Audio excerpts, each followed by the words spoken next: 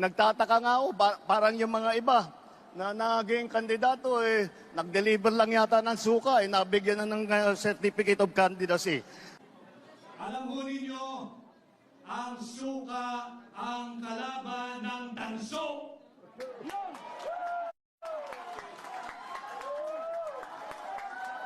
Ang suka ang kalaban ng pekeng ginto.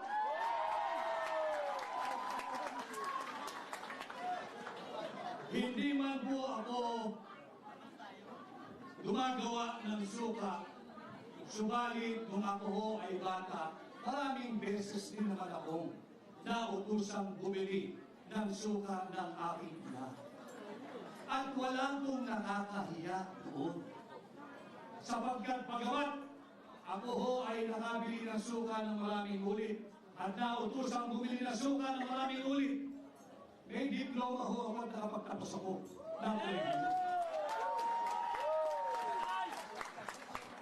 Meron akong diploma at nakapagtapos ako ng abogasya. At higit sa lahat, meron akong certificate na nagpapatunay na ako ay isang ganap na abogado. Kaya ako ay natutuwa kung ito man ang Team Suka. Isa po akong proud member ng Team Suka. At atin pong lalabanan ang Team Sinusuka!